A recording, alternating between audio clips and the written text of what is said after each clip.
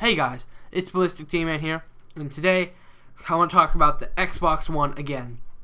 And I want to talk about Banjo Kazooie. If you didn't know, Microsoft owns the rights to Banjo Kazooie. They bought them back a while ago, and they made Nuts and Bolts, the game, with their new license. They own that franchise.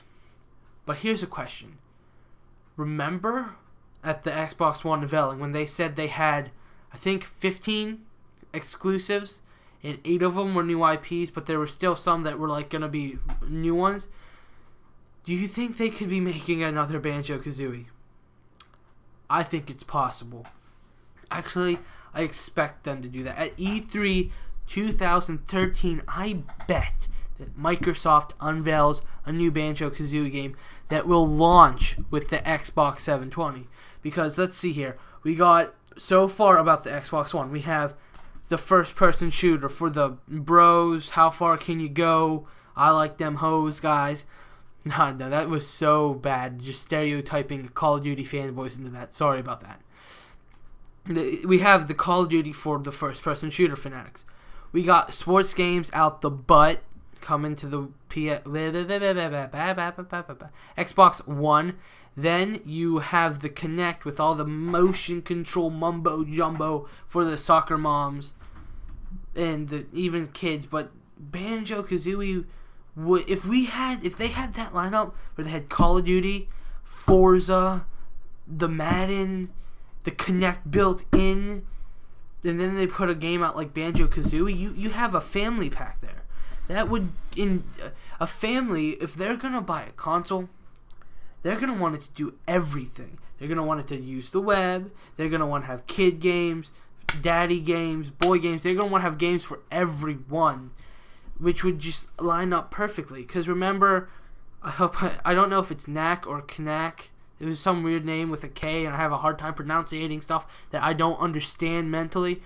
Was like that big flagship thing they were kind of showing off the PS4 graphics-wise. They showed that. I think that could be what Banjo Kazooie could do for the Xbox One. If Microsoft comes out and does do something like that, they show Banjo Kazooie off. Maybe they talk about Halo and that at E3. Everybody will forget about. Well, we won't forget about it. It will always be on our head now, that conference that happened. But people may forgive Microsoft for the horrible conference they did unveiling the Xbox One. So, all right. Would you buy a Banjo Kazooie game? Now, excuse me, hold on, let me get a drink here.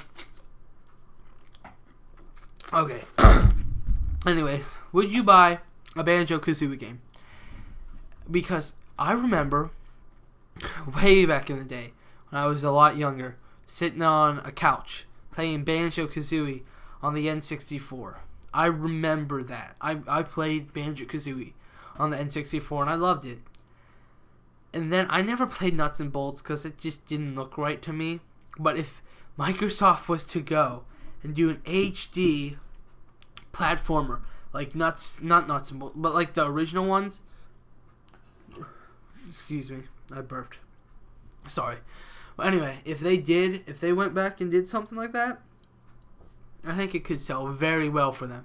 Very, very, very well. I think that would help them out if they do bring in a franchise like that. Because Microsoft, they need to bring in franchises. They have no exclusives. At least at that conference they showed Quantum, whatever that was, or whatever the weird thing was with the kid. At least they showed something off that was exclusive. That's what Microsoft didn't have this generation. They didn't have exclusives. They had Halo, Gears. And the Forza could be counted, but it really wasn't. I don't know. Forza was okay, but it wasn't really as good as like Gran Turismo, which was Sony's. It just, the Microsoft's console struggles in exclusives. And if you bring out something like Banjo Kazooie, it could compete with Ratchet and Clank, which is PlayStation. It could compete with like that part of PlayStation where they have, you know, their Sly Cooper, their Ratchet and Clank, their Jack and Dexter. It could compete with them. Because then they'd have Banjo Kazooie, and Banjo Kazooie could compete with Mario. Right now, Xbox doesn't have like platformers. They don't have like a platformer that can compete with Nintendo's Mario mascot and Sony's Ratchet and Clank mascot. Which means They should do that. I thought that's why they bought Banjo, was so that they could do that.